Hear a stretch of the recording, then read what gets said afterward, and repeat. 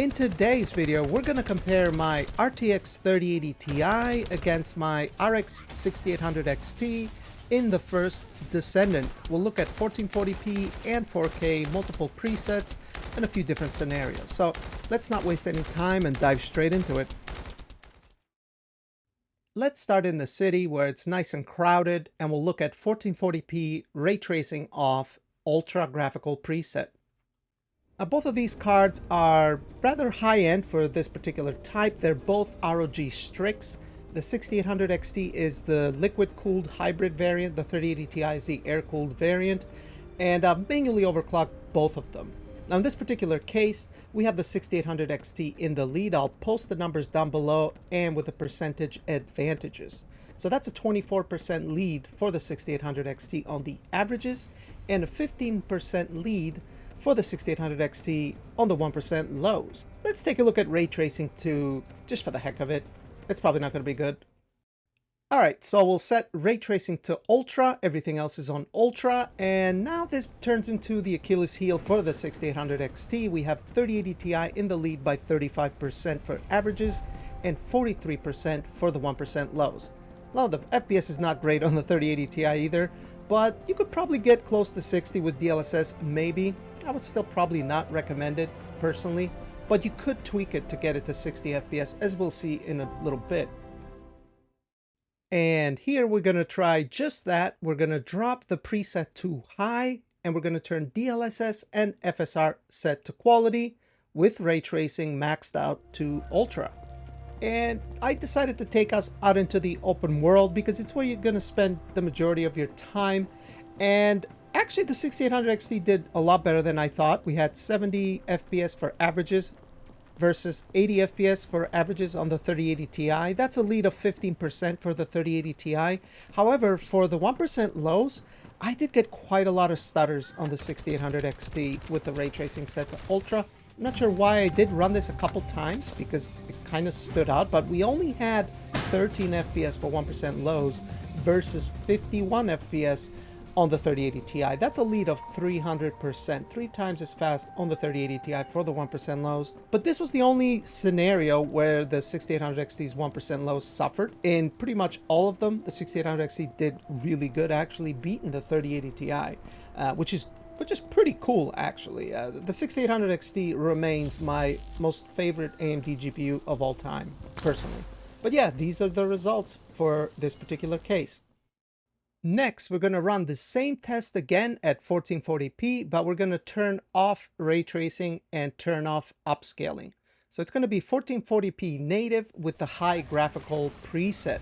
And in this scenario, we have the 6800 XT blazing ahead with 25% lead on the averages and a 38% lead on the 1% lows. That's quite impressive. The 6800 XT is doing extremely well here. Very good FPS. Getting good FPS on the 3080 Ti as well, but if you think about this, was supposed to have been a 3080 competitor back in the day, and it's able to keep up with the 3080 Ti in some of these new games and even beat it. So that is pretty cool to see. I continue to be impressed by the 6800 XT, and I think it's a great GPU if you bought it when it came out. It's still very relevant, very capable. Now we're going to go inside this solo dungeon, and we're going to keep the same settings. 1440p, high graphical preset, no ray tracing, no upscaling.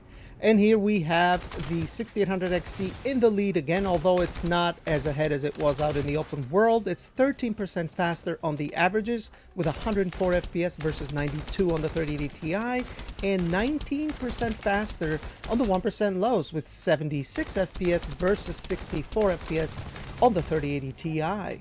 Now, when I run these tests, I like to keep my eye out on all the statistics, and sometimes you guys point things out that I've missed, but what I've noticed is that the power consumption on the 3080 Ti is actually quite a bit higher here inside the dungeon than it was out in the open world, and that has resulted the 3080 Ti to catch up a bit to the 6800 XT. So I'm not sure exactly what that means. I don't know if it's like maybe a CPU related issue. I mean, I wouldn't think so, because on the 3080 Ti, you could drop DLSS to performance, right? And you'll get higher FPS than we are getting currently.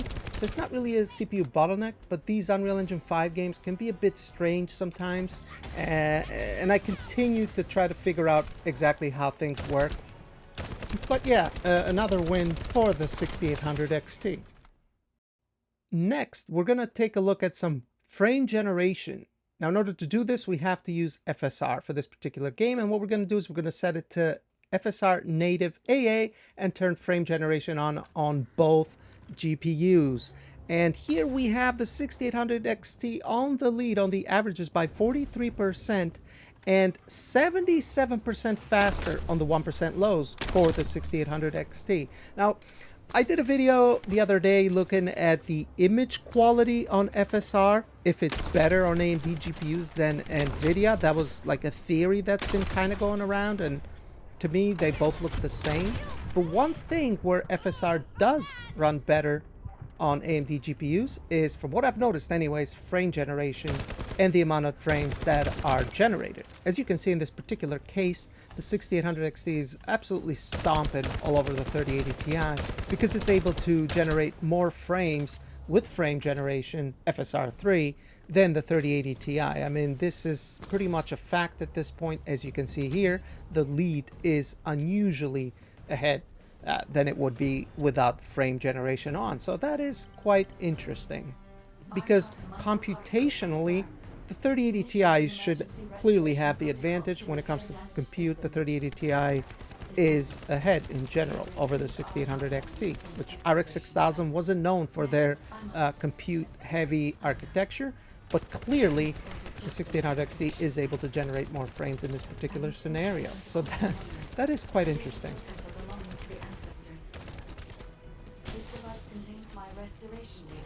Now this is going to conclude the 1440p part of this video. We're going to now jump into 4K, and we're going to look at a few different scenarios on 4K, because you can have a 4K experience with both GPUs.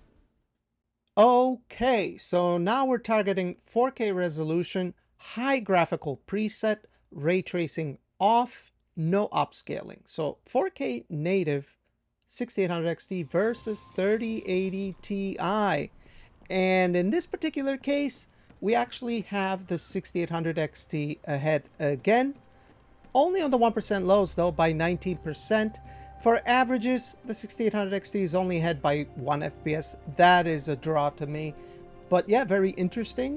Normally the 3080 Ti, in pretty much all my tests, has always technically been ahead at 4K, as RTX 3000 had an advantage over RX 6000 in general at 4K resolution. But in this particular case, the 6800 XT is able to match the 3080 Ti and even surpass it on 1% lows by a noticeable margin. And that's kind of interesting. And also while consuming noticeably less power. Very interesting. Why don't we go ahead and try turning on FSR quality on AMD and DLSS quality on Nvidia. We'll set FSR to quality on the 6800 XT and DLSS to quality on the 3080 Ti high graphical preset. And as we continue to make our way to the dungeon, well, the results are very predictable. It's pretty much the same as it was at 4K native. We have the 6800 XT is ahead by 4 FPS. It's pretty much a draw. It's about 5%, so I consider that a draw. On the 1% lows, the 6800 XT is 18% with FSR and DLSS set to quality versus 19% at 4K native. So very predictable results here. We'll carry these same settings though into the dungeon and see if anything changes, because dungeons tend to be a bit less demanding than the open world. Kind of makes sense. Inside the dungeon with 4K, DLSS FSR quality, high graphical preset and ray tracing off, we are getting overall a bit more FPS on both GPUs, but the 6800 XT has pulled ahead a little bit, with an 8% lead on the averages and a 27% lead on the 1% lows. But still, the game's still very playable on both GPUs at 4K. Again, I mean, it just kind of goes to prove that I hate the narrative that you have to upgrade every generation. I mean, if you bought either one of these GPUs, you'd still be able to play any game at 4K with some settings tweaks. I think the game still looks actually really, really good. Not much of a difference, to be honest with you. Ray tracing isn't really all that noticeable, although the ambient occlusion can look a bit nice. You're still getting an excellent gaming experience. And lastly, we're going to check out frame generation. And to do this, we're going to have to use FSR quality on the 3080 Ti as well, because that's how it works. It's not FSR 3 yet, otherwise we'd be able to decouple it. But again, the results are not surprising. The 6800 XT has again pulled way ahead with 124 FPS averages versus 95 FPS on the 3080 Ti for a lead of 30% for the 6800 XT. And on the 1% lows, the 6800 XT is way ahead with 103 FPS versus only 64 on the 3080 Ti for a 61% lead in favor of the 6800 XT. Last time we checked FSR 3 frame generation in this video, the 6800 XT was ahead by 77%, I think, on the 1% low. So again, this kind of shows that FSR 3 frame generation is generating more frames on the AMD GPU in this particular scenario. So this seems to be really true. And I might actually dedicate a separate video looking at FSR 3 frame generation across multiple GPUs. Maybe I'll use the 4090 and 7900 XTX because I think those are a bit more comparable, I guess. And I think we'll get a clearer idea. I'm definitely more curious about this, and I would like to dig into it a bit more. But yeah, I mean, this is very interesting. 6800 XT is doing a really good job here, but you'd be able to have a 1440p or 4K gaming experience on either one of these GPUs, and they're both still very, very capable in all new games pretty much. So to wrap things up then, I have to say that I am actually surprised by how ahead the 6800 XT was in this game. Actually, I didn't expect it. I expected it to be about on par, maybe a bit ahead sometimes, and definitely lose in ray tracing, which it did. The 3080 Ti was much faster with ray tracing enabled, but I mean, I'm starting to see a bigger gap than I did on you know, games from a year ago or 2 years ago, where the 3080 Ti was consistently and always ahead. These days with newer games, you know, the 1600 XT seems to have caught up more, and in some games it's even faster, like this one. But I might have to look at more Unreal Engine 5 games and dig a bit more into FSR 3 frame generation, just to see how much faster it runs on AMD GPU, because in my opinion it seems to run a bit better on AMD GPU, at least as far as generating frames.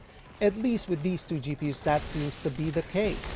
But I will have to make a separate video for that someday and come up to a conclusion, because I find stuff like this interesting. But anyway, what did you guys think? Did you like this video? Are you playing the game? What's your experience been like? Leave a comment down below and let me know. If you did like the video, give it a like, I'd appreciate it. And subscribe if you want.